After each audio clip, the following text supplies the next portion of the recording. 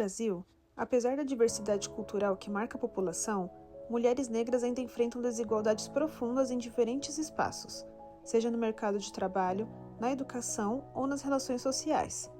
A combinação entre racismo e misoginia intensifica experiências de invisibilização, estereótipos e violência, tornando o caminho para o reconhecimento e a valorização pessoal ainda mais desafiador. Neste episódio, vamos conhecer a história de Victoria, seus enfrentamentos diários, suas conquistas e os caminhos que percorreu ao longo de sua jornada. Oi, meu nome é Victoria, eu tenho 19 anos. Eu sou formada no técnico de design de exteriores e atualmente eu faço cinema e audiovisual na Belas Artes. E eu vou contar um pouquinho da minha história pra vocês. Oi, pessoal, eu sou a Mafê. Hoje nós estamos com a Victoria. Obrigada por querer participar da nossa websérie.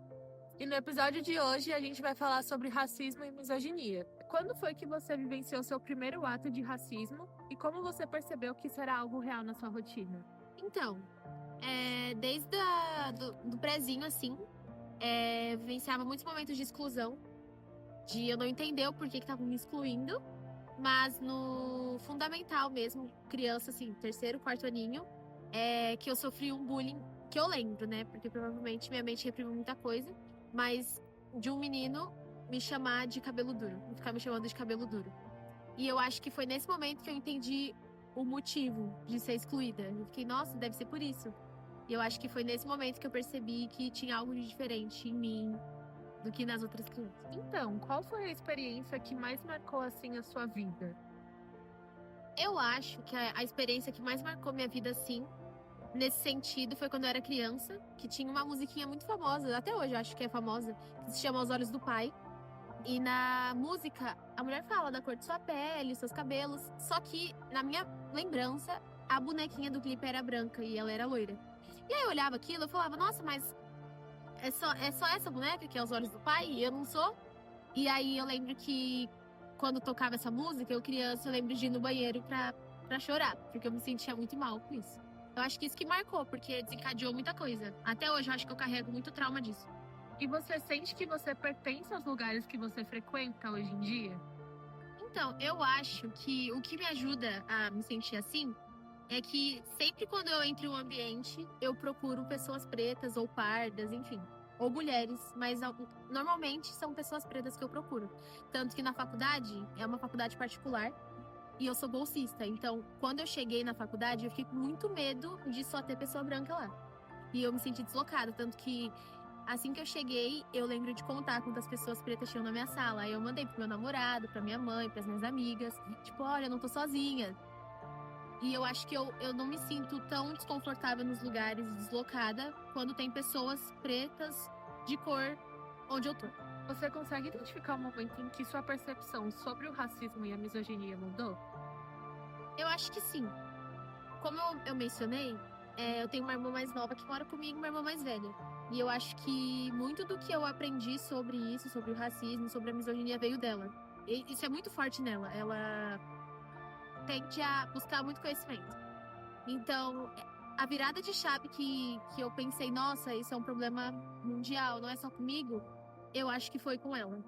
Porque ela também é uma pessoa preta e ela busca saber mais sobre isso. Então, eu acho que ela foi uma influência pra eu me ligar que não é só comigo. E como essas experiências afetaram a sua vida? A maneira que você se enxerga, se posiciona? Eu acho que tem muita gente no mundo que é famosa, assim, influencia, querendo ou não, a gente. E eu acho que eu sempre busquei referências que não lutavam a mesma luta que eu, que não eram parecidas comigo. Então eu vi uma menina, achava ela bonita, eu queria ser que nem ela, só que não tinha como eu ser que nem ela, porque a menina, por exemplo, era branca. E eu acho que quando a minha irmã me mostrou mais sobre isso, eu busquei referências em pessoas pretas. Eu comecei a consumir mais desse conteúdo, assim, com pessoas de cor. E eu acho que isso mudou a forma da minha autoestima, porque eu não me achava bonita antes e agora, admirando outras mulheres pretas, eu consigo me achar bonita também. E de que maneira isso influenciou nas suas escolhas no dia a dia?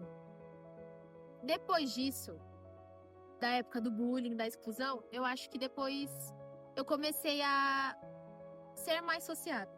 Por mais que eu seja uma pessoa quieta, eu busco sempre fazer novas amizades pra ninguém se sentir assim como eu me senti.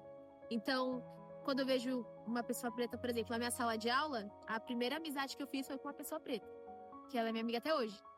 Então, eu acho que eu me abri mais pra fazer amizades por causa disso. Existe alguma versão sua do passado que você gostaria de acolher ou ressignificar? Sim, acho que a parte minha criança, da parte do bullying, do prezinho, eu sinto que hoje em dia, tendo ela vendo eu no futuro e eu falando com ela, seria muito acolhedor, porque naquela época ela era sozinha. Eu não falava pra minha mãe que eu ia no banheiro chorar por causa de uma música. Ela não sabia disso, ela foi saber disso esses tempos. Então, eu acho que eu abraçaria ela e falaria: olha, tá tudo bem, você não tá sozinha, essa luta não é sua, é uma luta geral, você é linda e você não tem que se comparar com as outras meninas. Eu acho que seria isso que eu passaria pra ela. E o que tem te ajudado a praticar o autocuidado e o autorrespeito com você mesmo diante dessas situações? Bom, na minha adolescência, pré-adolescência, eu passei por um momento da minha vida muito difícil emocionalmente. E naquela época, eu meio que me autodepreciava. Então, um exemplo, eu não me achava bonita, mas eu não fazia nada pra mudar isso. Eu não mudava meus pensamentos. Eu pensava, você é insuficiente, você é insignificante. Eu não mudava isso. Então, eu acho que hoje em dia o que tem me ajudado a manter esse autocontrole, autorrespeito, autocuidado comigo mesma é sempre cuidar dos meus pensamentos, da forma que eu penso. Porque eu sei que isso pode afetar muito a forma que eu me sinto. E hoje em dia, quais atividades te ajudam a se reconectar com você mesma, que ajudam a aumentar a sua autoestima, assim? Eu gosto muito de fazer, assim, o que me ajuda são fazer coisas que eu gosto. Então, eu gosto muito de escutar música, eu gosto muito de tirar foto. Eu comecei a tirar foto das pessoas, dos lugares, isso que me interessou, inclusive, a fazer audiovisual.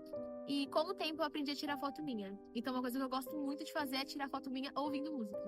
E eu acho que isso me ajuda muito, porque tem foto que eu olho e falo, nossa, eu tô muito bonita nessa foto. E isso me ajuda muito a manter o equilíbrio. E hoje em dia, o que significa pra você se afirmar como uma mulher preta? Eu convivo muito com crianças. Eu lidero um grupo de crianças de dança. E eu tenho uma cunhada também, que ela é criança e ela é preta. Eu acho que, pra mim, me afirmar hoje como uma mulher preta é servir de referência e exemplo pra essas crianças, sabe? Pra nenhuma criança passar por isso que eu passei. Que elas pensarem assim, não, minha líder, minha cunhada, ela é uma mulher preta, ela é bonita, ela é autoconfiante e eu quero ser que nem ela, sabe? Então, eu acho que pra mim é muito sobre ser exemplo. E agora, para encerrar, que mensagem você quer deixar para quem está assistindo a nossa websérie, para quem está acompanhando a campanha Elas por Elas? Independente da idade, não sei se é uma adolescente, se é uma adulta que tá vendo isso, mas a mensagem que eu tenho pra deixar é não deixar ninguém mudar os pensamentos que você tem sobre si mesma. Porque você não vai ser aquilo que você não acredita primeiro que você é. Então eu acho que a mudança começa aqui, na mente. E você pensar que você é aquilo, persistir pra você passar isso pras pessoas. Então, seja confiante, porque você é a única no mundo. E é isso, a gente encerra aqui o nosso último episódio da campanha Elas por Elas. Eu espero que vocês que tenham assistido tenham gostado e obrigada! No fim das contas, racismo e misoginia não são apenas palavras fortes ou temas distantes. São realidades que atravessam vidas todos os dias, moldando oportunidades, silenciando vozes e impondo limites que nunca deveriam existir. Falar sobre isso não é exagero, nem vitimismo, é necessidade.